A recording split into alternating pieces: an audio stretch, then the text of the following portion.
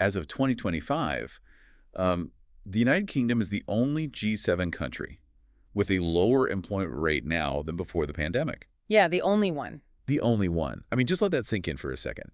Every other comparable economic power has either rebounded, stabilized, or actually grown their workforce. Yeah. But the UK is just sitting in this, well, uniquely isolated position. It's a really profound divergence. And, when you actually open up the source material and look at the numbers underneath that headline, the scale of the issue it's almost difficult to wrap your head around. Right, because I was looking at the stack of research you brought in for this deep dive, and the sheer volume of people who are sidelined is staggering. Yeah. We're talking about 2.8 million people in the UK who are currently economically inactive, specifically due to long-term sickness. 2.8 million. Right. And to put a financial weight on that human reality, the government's own estimates place the total economic cost of this health-related inactivity at somewhere between 132 billion and 188 billion pounds per year. It's massive, and employers are losing an estimated 85 billion annually in lost output. Wow. Plus, the state is absorbing another 47 billion in additional welfare payments and NHS demand.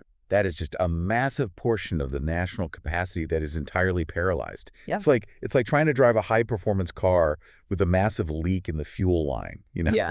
You can press the gas all you want, but the power is just bleeding out. That's a really good analogy, yeah. And so our mission today is to figure out why.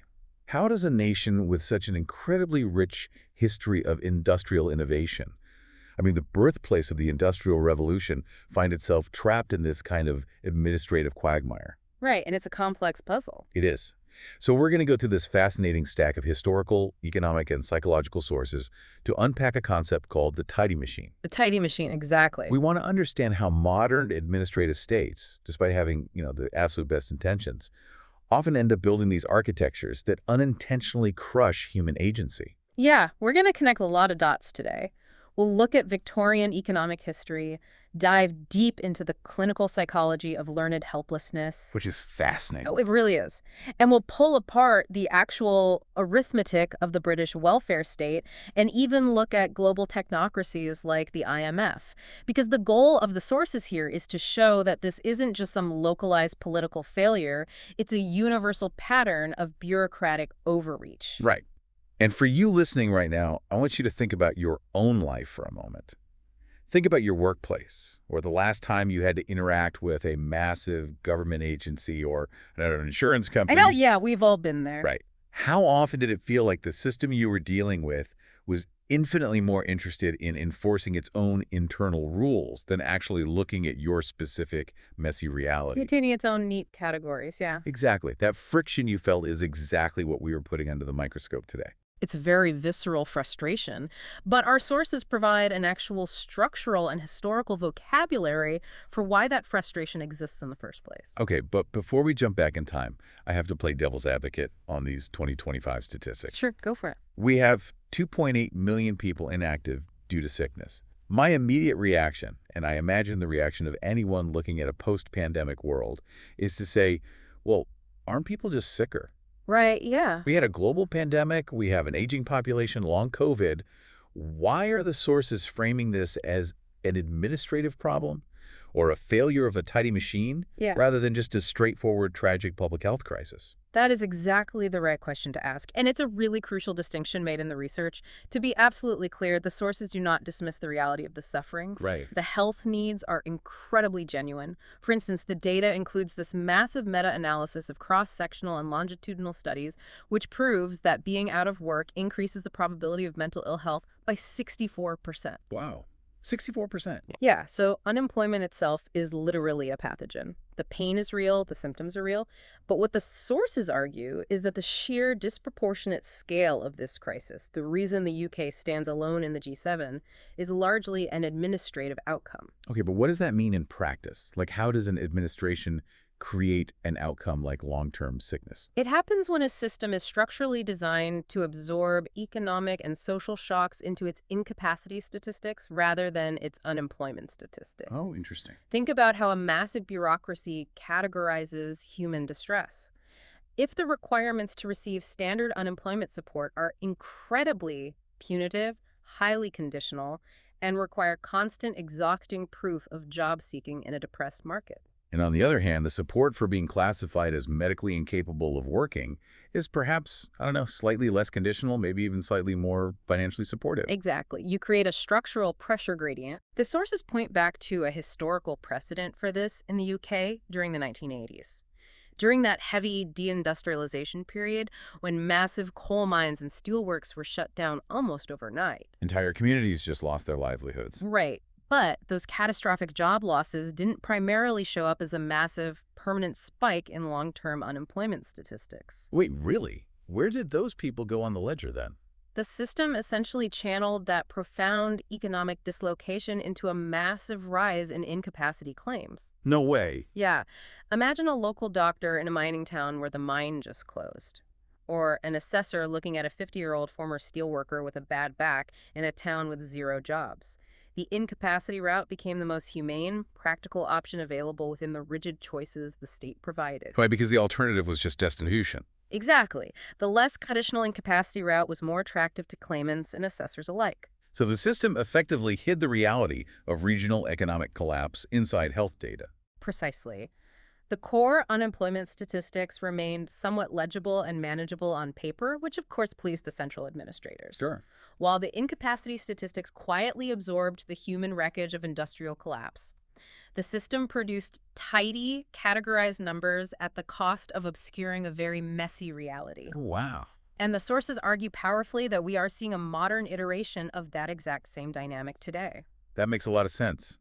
If you only give people 2 doors to walk through and one door is covered in spikes, everyone is going to crowd through the other door, regardless of whether the sign above it perfectly describes them. Exactly. And to truly understand why modern administrative states default to building these rigid binary doors in the first place, we have to look at the philosophical foundation of the system itself. Which takes us to the 1880s, Yeah. the Victorian era. The crucible for everything we're discussing today, yeah. Yeah.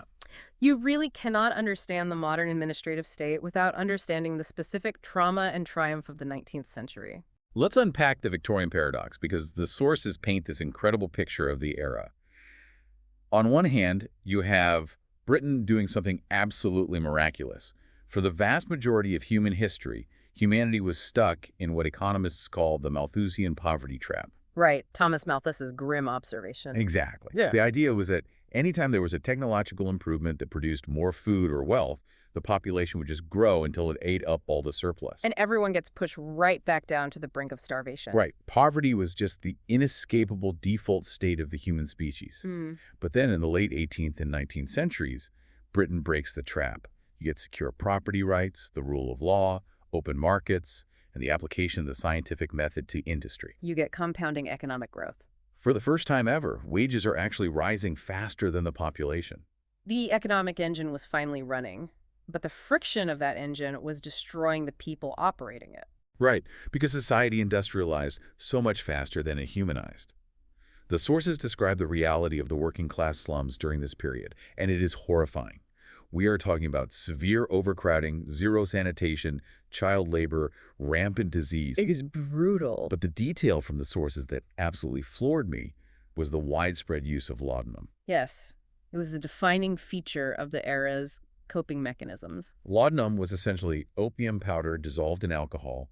It was cheaper than gin, and you could buy it at the local grocer without a prescription. Just off the shelf. Yeah, and the sources note that in some of these industrial, factory-heavy areas, 5 out of 6 working-class families used opium habitually. They gave it to infants to keep them quiet, while the parents worked 14-hour shifts. It's hard to even imagine. It wasn't some exotic underground vice. It was a daily, practical necessity just to numb the pain of surviving a world that was utterly chaotic and brutal. And that's a crucial image to hold in your mind. The uncoordinated, spontaneous, agonizing chaos of early industrial capitalism, because that was the landscape that confronted the social reformers of the late 19th century. Right. They looked at the slums and the opium and the disease, and they felt a profound moral obligation to intervene. And into this specific historical moment steps the Fabian Society. Founded in 1884. We are talking about incredibly influential intellectual figures here. Beatrice and Sidney Webb, the famous playwright George Bernard Shaw. H.G. Wells was involved for a time. Very prominent thinkers. But here is where I have to push back a bit, or at least play the skeptic. From what the sources say, the Fabians genuinely wanted to end poverty. They wanted to clean up the slums. Isn't that a good thing? I mean, who wants an anarchic, laudanum-soaked free market? Weren't they just doing what any responsible, enlightened group of citizens should do? Their desire to end suffering was absolutely genuine. The sources don't dispute their moral motivation at all. But what they ask us to examine is the mechanism they chose and the underlying psychological assumption driving that mechanism. Okay. The Fabians didn't just look at the slums and see inequality or suffering. They saw disorder. Disorder. Yes. They had what the sources, quoting George Orwell later on, describe as a hypertrophied sense of order. They possessed this deep-seated, almost aesthetic conviction that human spontaneity, the messy, uncoordinated choices of millions of ordinary people trying to survive, was fundamentally a problem that required a scientific correction. Interesting. Sidney Webb famously spoke of replacing the anarchy of the free market with rational scientific administration. George Bernard Shaw described their ultimate goal as the gradual substitution of organized for unorganized production. So they didn't just want to provide a safety net. They wanted to redesign the entire machine. They believed society was essentially a poorly engineered engine, and that experts, people exactly like themselves, highly educated, armed with data and statistics, could redesign it from the top down to run perfectly. Right. They believed the central planner's blueprint was inherently superior to the lived, distributed intelligence of the people actually living in the slums. And their method for implementing this blueprint is fascinating because it was so radically different from other revolutionary movements of the time. They weren't Marxists calling for a violent uprising of the proletariat. No, they explicitly abhorred the idea of a violent cataclysm. They used what they called the strategy of permeation. How exactly did that work? Permeation was a strategy of institutional capture. Sidney Webb was very explicit about this. Their purpose wasn't to build a mass working-class movement in the streets. It was to get their ideas, their blueprints, taken up by the men and women who already held positions of power. Sneaking in the back door. Basically, yeah. They methodically infiltrated the existing infrastructure of the state. The civil service, the major political parties, the municipal councils, and crucially, the universities. They literally founded the London School of Economics, the LSE. Exactly. They founded the LSE with the specific intention of training a professional elite class of administrators. They wanted to ensure that the next generation of civil servants shared a uniform intellectual formation. So that Fabian premises would just become the unquestioned common sense of the ruling class. That's it. The idea that society must be centrally and rationally managed by experts. They published hundreds of exhaustively researched tracts that laid out the granular administrative blueprints for how a welfare state should operate. They were the tortoises in the race, moving slowly, avoiding flashy revolutions, just quietly rewriting the source code of the state from the inside out. But there is a massive tragic irony in their approach that the sources highlight. In their desperate, well-intentioned quest to save the poor, what do they actually do to the poor? They entirely remove their agency. Yes. The expert sits in an office in London and designs the policy. The expert determines what healthcare should look like, what the poverty relief benefits should be, and exactly how the poor must behave in order to receive those benefits. Right. At no point in this process are the actual people living in the East End slums consulted on the design of their own salvation. They are reduced to passive beneficiaries of the expert's superior intellect. And this is the true birth of what the sources call the civil tidy machine. It is the elite impulse to impose a geometrically perfect, expert-designed blueprint onto the sprawling, contradictory, messy reality of human life. It's just so rigid. It is. And the fatal flaw of the tidy machine is this. Whenever there is a gap between the expert's elegant model and the citizen's actual lived reality, the machine treats the citizen's reality as a malfunction requiring correction. Wow. It never occurs to the machine that the model itself might be wrong. Which brings us to perhaps the darkest and most revealing historical example in the entire stack of sources. What happens when the architects of this tidy machine become so completely obsessed with the perfection of their blueprint that they entirely detach from physical reality? You get the Soviet blind spot? This story absolutely blew my mind. We are in the early 1930s. Sidney and Beatrice Webb, the founders of the Fabian Society, the pioneers of rigorous social research, the architects of the modern administrative mindset, they travel to Soviet Russia. Right in the middle of Joseph Stalin's regime. Yes. They spend time there, they do their research, and they return to the UK to publish a massive 2-volume, 1,200-page opus titled Soviet Communism, A New Civilization. With a question mark originally. Right. And in this book, They lavishly praise the rational scientific administration of Soviet agriculture. They hold it up as a triumph of expert planning. While at the exact same moment they were writing those words, a man-made famine, the Holodomor, was raging through Ukraine, deliberately engineered by the very administration they were praising, killing millions of people. How is that even possible? I mean, these weren't gullible tourists. These were the most famous social scientists of their era. They practically invented the modern sociological survey. How could they completely miss a famine that killed millions of people? It wasn't despite their methodology that they missed it. They missed it because of their methodology. Explain that. The sources are very precise on this point. How did the Webbs conduct their research? They relied on a copious, exhaustive study of publications, reports, and statistics provided directly by the Soviet embassy in London. Oh, geez. And they conducted formal interviews with Soviet officials. When they were in the country, they visited model collective farms that were carefully curated by the state apparatus. They basically just read the government's own press releases and called it research. They applied their impeccable, rigorous Fabian analytical skills to a data set that had been entirely generated, curated, and sanitized by the very institution they were supposed to be objectively assessing. And meanwhile, contrast that with Gareth Jones. The sources bring up this 27-year-old Welsh journalist. He doesn't have a 1,200-page methodology. He just gets off a train in Ukraine with a backpack full of food and starts walking. Just steps right out of the machine. He literally just walks through the villages. Yeah. He sleeps on the dirt floors of peasant cottages. And he records quotes in his diary that are just heartbreaking. He writes, "There is no bread. We haven't had bread for over 2 months. A lot are dying." The peasants told him, "We used to feed the world, and now we are hungry." Gareth Jones saw the terrifying reality because he physically stepped outside the machinery of the state. The Webbs missed the reality because they stayed entirely inside the machinery. Yeah. And this historical tragedy gives us the vocabulary for one of the most powerful and important analytical concepts in our sources today, the independence invariant. The independence invariant. Okay, we need to break this down deeply because this is the key to understanding why everything from our welfare state to our tech algorithms keeps failing. What exactly is it? The independence invariant is a structural rule of complex systems. It states that a system cannot reliably evaluate its own performance or its own impact on reality if it uses its own internally generated data and its own internally defined categories to perform that evaluation. Let me try an analogy here to make sure I'm grasping the mechanism. Go for it. Imagine you have a new AI spell checker on your computer, but this spell checker has a very limited, very basic dictionary programmed into it. So you write a brilliant, complex essay using all sorts of nuanced vocabulary. Okay. The spell checker runs through it, highlights every complex word it doesn't understand, and autocorrects them all into simpler, clunky, often incorrect words that fit its limited dictionary. Right, it forces it to conform. And then at the end, it generates a report grading its own performance, giving itself an A+, because 100% of the words in the final document now perfectly match its internal dictionary. It destroyed the essay, but according to its own metrics, it achieved perfection. That is a perfect illustration.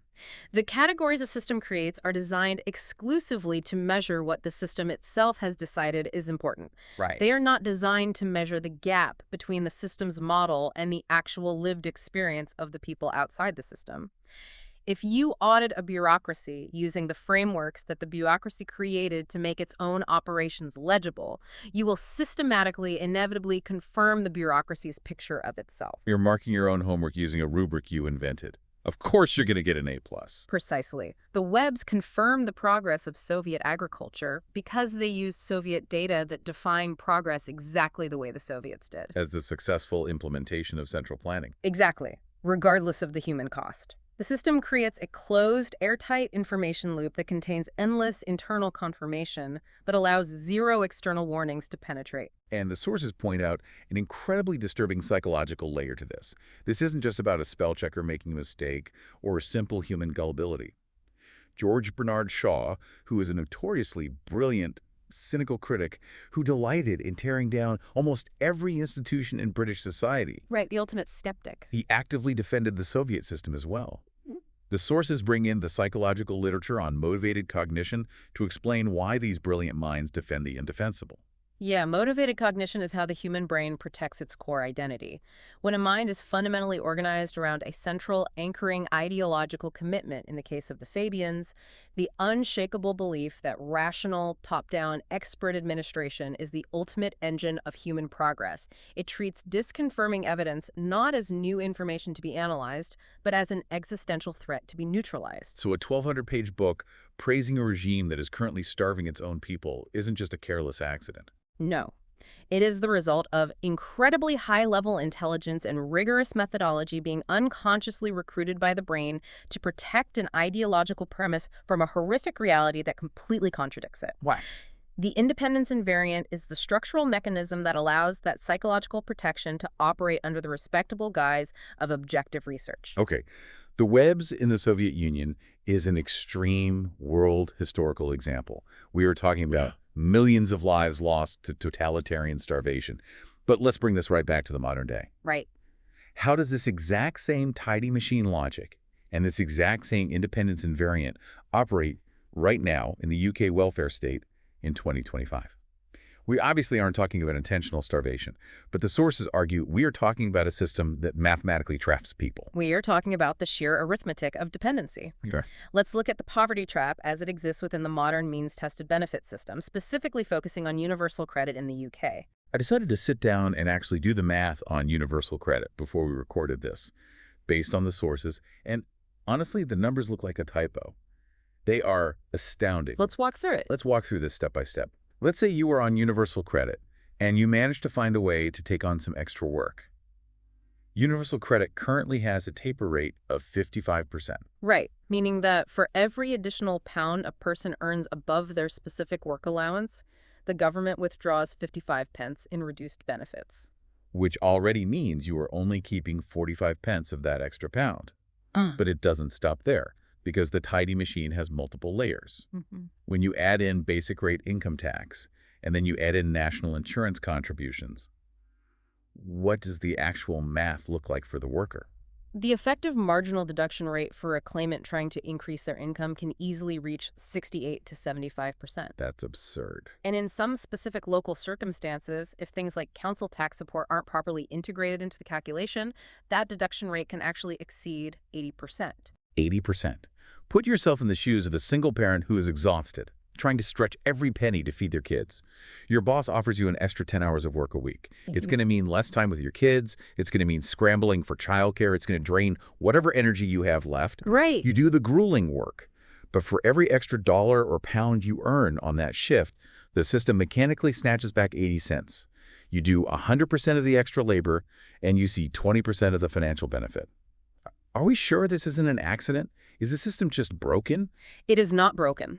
It is functioning exactly as a heavily means-tested system must mathematically function. It is a structural feature of the blueprint. Really? A means-tested system, by definition, must withdraw benefits as a person's private income rises. If you make the withdrawal rate very low, say only taking back 10 cents on the dollar to really encourage work, the system suddenly becomes vastly more expensive for the state because you end up extending welfare support far up the income ladder to middle earners. Right. The state can't afford to pay welfare to people making 50 grand a year. Exactly. But if you make the withdrawal rate very steep to ensure you are strictly targeting only the absolute poorest, you mathematically destroy the financial incentive to take on extra work. It's a catch-22. The tidy machine creates a highly rational blueprint to relieve immediate poverty, but in doing so, it builds the precise incentive structures that make it mathematically irrational for individuals to try and climb out of it. It's not a lack of moral motivation on the part of the citizen. It is the arithmetic consequence of the administrative design. The system practically begs you not to try. And then there is the assessment process itself, getting into the system in the first place. Right. The sources spent a lot of time on the work capability assessment, the WCA.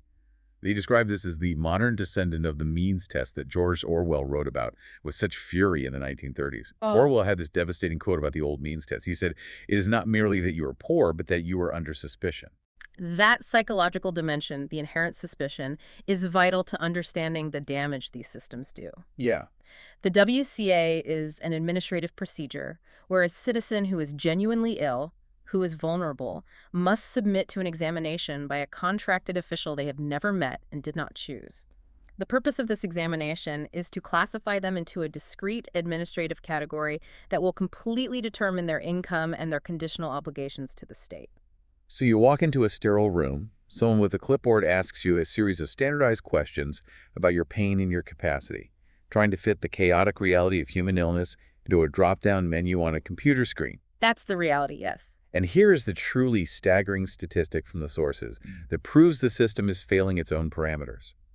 The assessment process is wrong in 60% of contested cases at tribunal appeals. 60%. Let's let that sink in. More than half the time someone has the energy and resources to fight the government's decision, the legal tribunal looks at the facts and says, yes, the system completely misclassified you.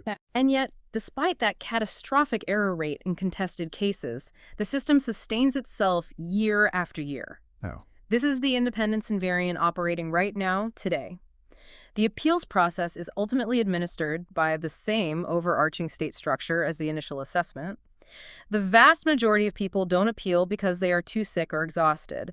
The data showing that the system works and is processing millions of claims efficiently is generated by the system's own internal targets. Even the government knows it's broken. The sources cite a 2025 Pathways to Work green paper, where the government itself admitted that the WCA is complicated, excessively bureaucratic, and actually drives people into dependency. Yeah.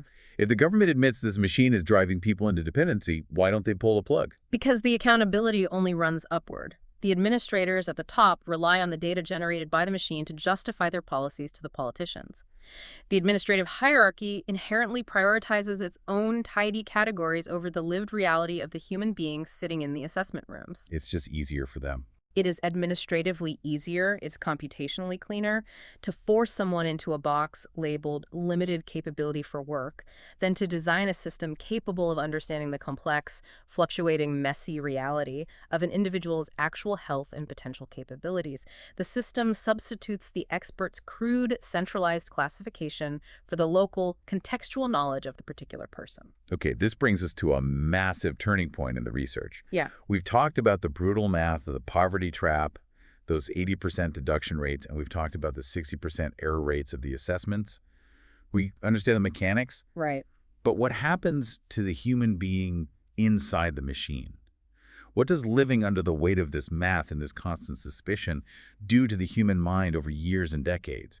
How do you not just lose your mind and give up entirely? The psychological frameworks provided in the sources give us a very grim answer to that question, starting with clinical psychologist Martin Seligman's concept of learned helplessness. I know Seligman is famous for those rather dark experiments with dogs in the 1960s. He placed dogs in a situation where they were exposed to unavoidable, random electrical shocks. Right. Eventually, the dogs just lay down and gave up trying to escape, even when the researchers later opened a clear escape route. The dogs had learned that their actions had no effect on the pain. But how does that directly apply to human beings navigating a welfare bureaucracy? With human beings, learned helplessness is mediated by cognition, specifically by what psychologists call attribution style.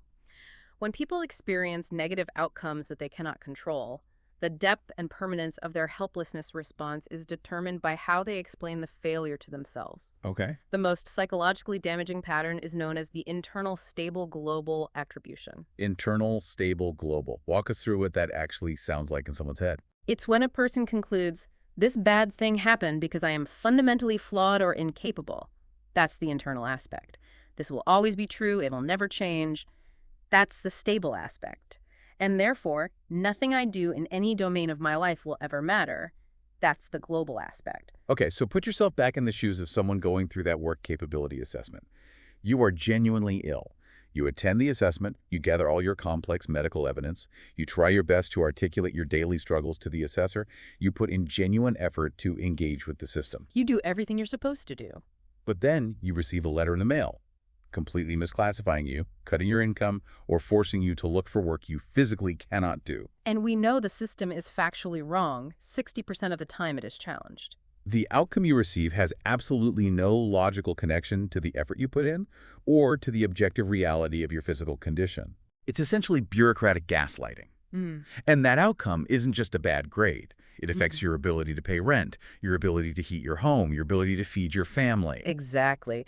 When you have repeated, high-stakes encounters with a massive, unfeeling system where your effort and the outcome are completely and randomly disconnected, your brain adapts.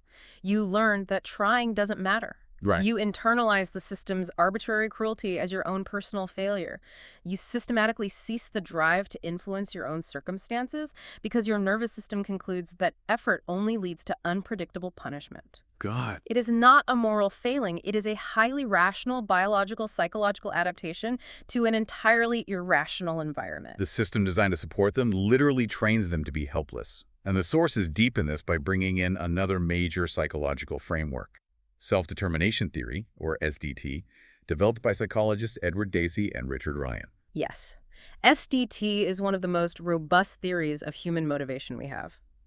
It posits that all human beings have three fundamental innate psychological needs that must be satisfied for intrinsic motivation and well-being to flourish: competence, autonomy, and relatedness. Okay.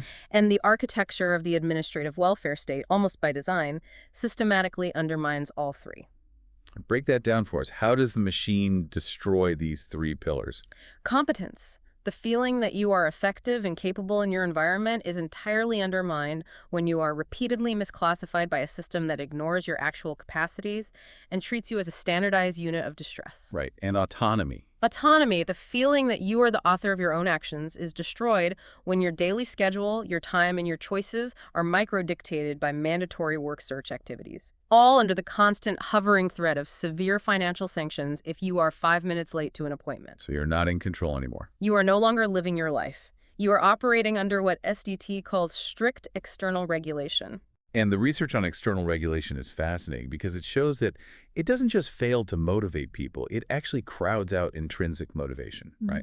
Like, if I love painting and suddenly you start threatening to fine me if I don't paint exactly 3 canvases a day, I'm going to start hating painting. Precisely. The external threat crushes the internal desire.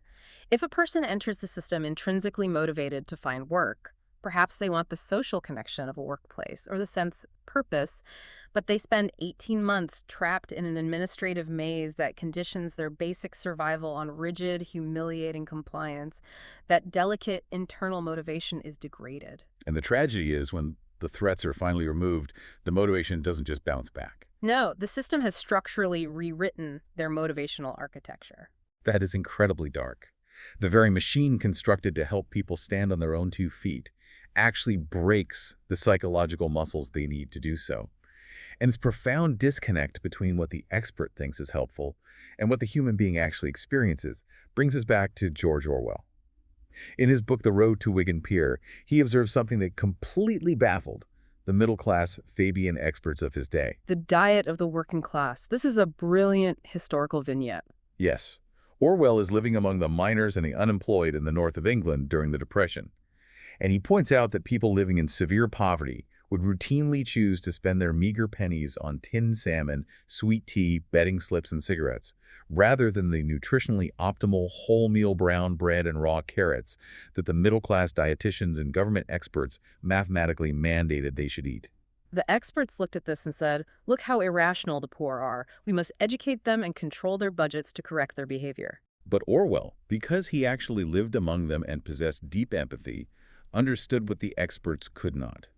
He argued that when you are living under conditions of severe, grinding deprivation, when your future is entirely bleak and out of your control, those small, seemingly irrational pleasures do tremendous psychological work. Exactly. A cup of sweet tea and a cigarette make a deeply constrained, miserable life momentarily livable.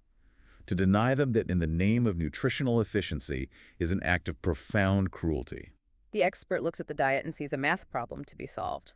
Orwell looks at the diet and sees a human being desperately trying to retain a shred of comfort and autonomy. And what's fascinating here is how the sources elevate Orwell's observation into a deep philosophical concept called the authorship boundary on suffering. The authorship boundary. What exactly does that mean? It is the ethical principle that an individual person has the fundamental right to make meaning from their own suffering. But no external authority, no matter how expert or well-intentioned, has the right to force an administrative meaning onto that person's suffering. In a healthy, humane system, which the source's term Sophia, derived from the Greek for wisdom in mind suffering, calls for care, for dignity, and for protection before it calls for explanation. You don't tell someone why they are suffering and how to fix themselves. You simply help them. But the tidy machine operates under the exact opposite principle. Yes. The tidy machine operates under what the sources call Sophia, the wisdom of power and rule. It imposes meaning from above.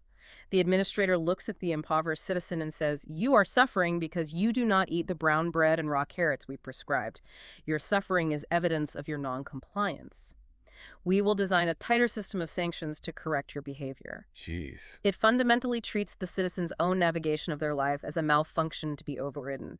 It constantly dictates how people should live, overriding their dignity, their local knowledge, and their right to self-author their own existence. Common decency, as Orwell called it, is totally replaced by bureaucratic weight. And it is crucial to understand that this erasure didn't just happen to isolated individuals. It happened to entire communities.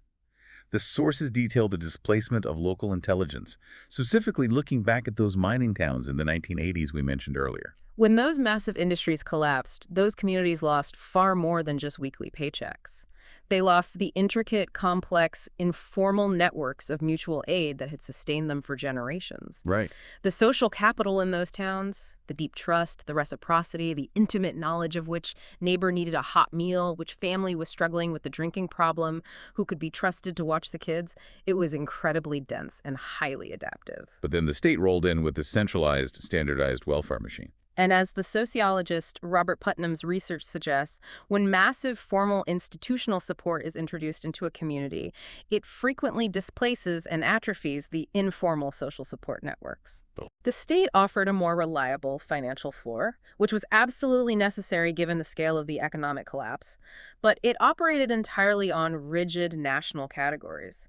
A centralized bureaucracy in London couldn't possibly understand the micro-nuances of a village in Yorkshire. Of course not. It couldn't know who specifically needed what kind of help and how to provide it in a way that preserved dignity. The state effectively wiped out the distributed intelligence of the people themselves.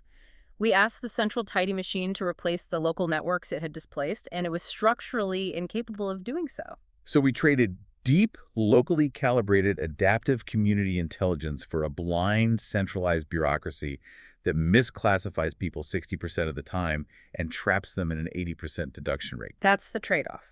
But here is where the deep dive gets really expansive. Because if we only look at the UK welfare state, we might think this is just a specific problem with British social policy. But the sources insist that this erasure of local intelligence, this arrogant imposition of a rigid blueprint, is a global technocratic phenomenon. Absolutely. The mechanism of the tidy machine is completely agnostic to political ideology. It does not care if you're on the political left or the political right. The outcome is the same. The sources make a direct, fascinating comparison between the UK welfare state and the Washington Consensus in the 1980s and 90s. We're talking about the International Monetary Fund, the World Bank, the global financial institutions. These were aggressive, free market technocrats. They were the absolute ideological opposite of the Fabian socialists. They championed entirely different economic policies, yes. But their underlying epistemological posture, their belief about who holds valid knowledge and who must be managed, was absolutely identical. Wow. Just like the Fabians, the IMF technocrats sitting in offices in Washington, D.C., believed they possessed a universal, scientifically perfect blueprint for economic prosperity. And so they imposed these incredibly rigid macroeconomic blueprints, structural adjustment programs on developing nations across sub-Saharan Africa and Latin America.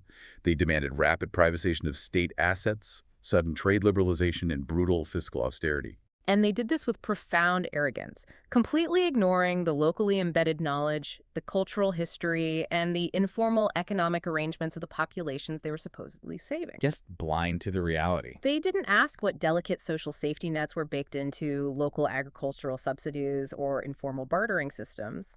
They just looked at their spreadsheet models in D.C., saw that the messy reality of a country like Zambia or Argentina didn't match their elegant equations, and used their financial leverage to force the reality to conform to the model. Oh, what was the result? Profound social dislocation.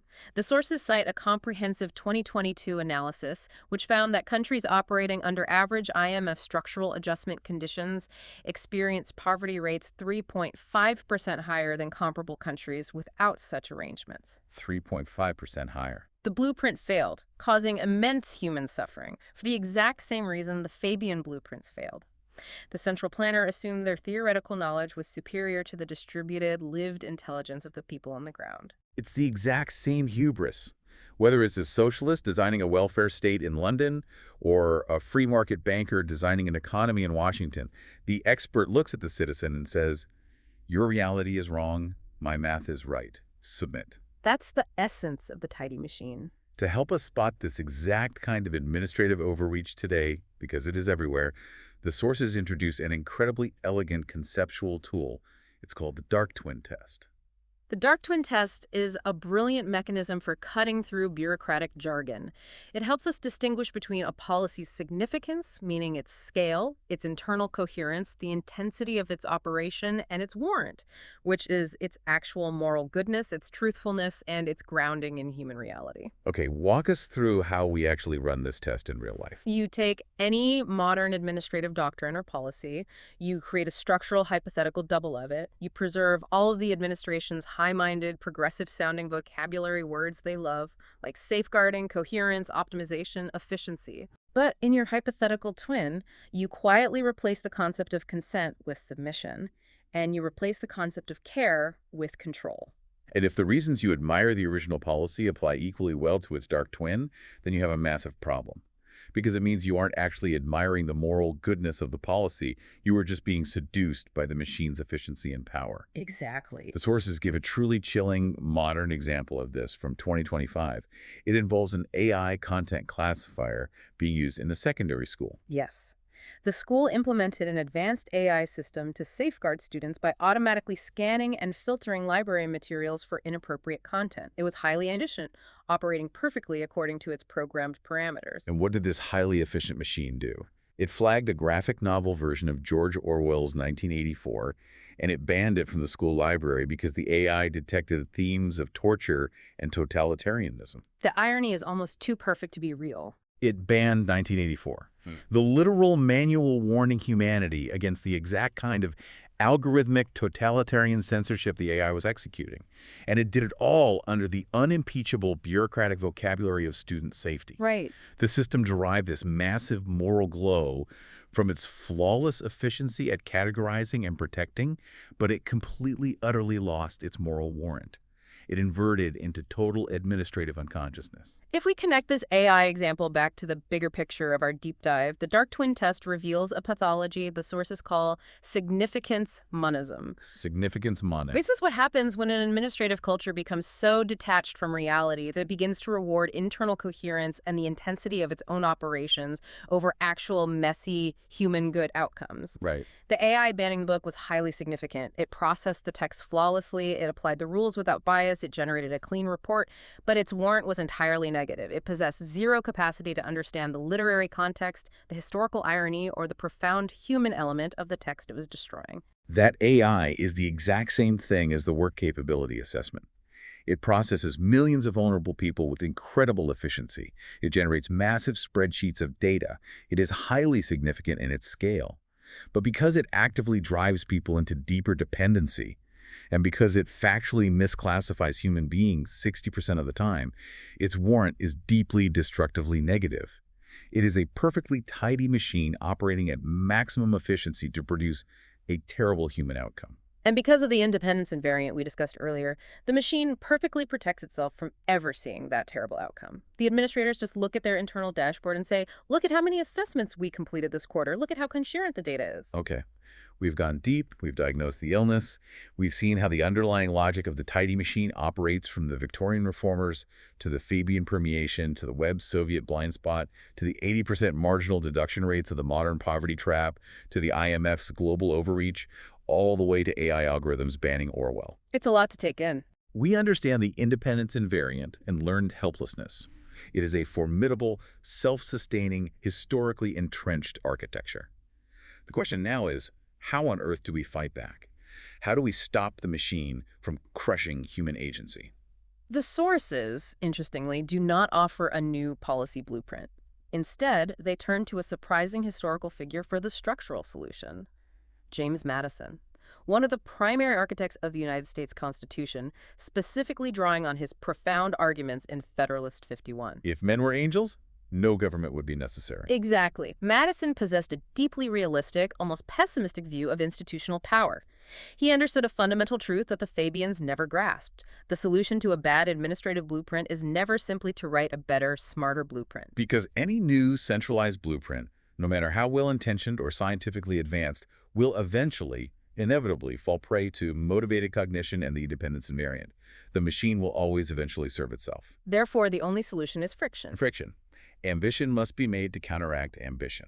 We must build institutional architectures that guarantee no single framework, no single expert consensus can operate without encountering severe structural resistance. We need accountability that runs outward to the citizens actually affected by the policies, not upward through the neat, insulated hierarchy of administrators. Because if the accountability only goes upward to the boss, the people at the top just give each other high fives based on their own flawed spell checker data. Precisely. The system must be forced to encounter reality. We need to cultivate a profound tolerance for local variation, rather than an obsession with constant national standardization. Yeah. We must recognize that the sheer diversity of human circumstances contains a wealth of distributed, embedded knowledge that central administration can never replicate, no matter how powerful its computers are. It's just impossible. And above all, we need epistemic honesty, a humble acknowledgement by the state that every administrative category it creates is entirely provisional, deeply flawed, and must be easily, rapidly correctable by the very people it inevitably fails to describe accurately. We have to trust the chaotic messiness of human reality over the elegant perfection of the spreadsheet. Let's bring this all together. We started this deep dive with a glaring 2025 statistic, asking why the UK is facing such a unique, paralyzing labor crisis, with 2.8 million people sidelined and hundreds of billions bleeding out of the economy. Right. And what we discovered is that it's not simply a medical crisis. It's the culmination of a century-old philosophy of governance. We explored how a well-intentioned desire to cure the disorder of the Victorian slums, driven by the Fabian strategy of permeation, metastasized into an immense bureaucratic weight. We saw how that administrative weight actively suppresses labor participation today by trapping vulnerable people in the punishing arithmetic of 80% deduction rates. We saw how it crushes intrinsic motivation, generating learned helplessness through repeated, arbitrary misclassifications. And we saw how the state replaced deep, adaptive, local community intelligence with rigid, blind assessments. We looked at the hubris of the Webbs ignoring a man-made famine because it didn't fit their curated data. And we saw the IMF ignoring local economies in the developing world for the exact same reason. And through all of this history and data, we are continually brought back to George Orwell's core, desperately important plea. Institutional coherence must never, ever take priority over common decency and the actual lived experience of the individual. The expert's model on the screen is never more real and never more important than the human being standing in front of them. It's a powerful, vital warning. And it brings me to a final thought for you, the listener, to mull over as you go about the rest of your day. We've spent a lot of time talking about historical figures and welfare bureaucracies, but as we move faster and further into an era increasingly governed by algorithmic bureaucracy, a world where AI systems can quietly categorize us, predict our behavior, filter our content, and correct our spontaneity in a fraction of a second without us even noticing how much of your own daily life, your own potential, is currently being managed by a tidy machine that you can't even see. And more importantly, drawing on Madison's wisdom. Where in your own life and community are you going to introduce the friction necessary to reclaim your agency?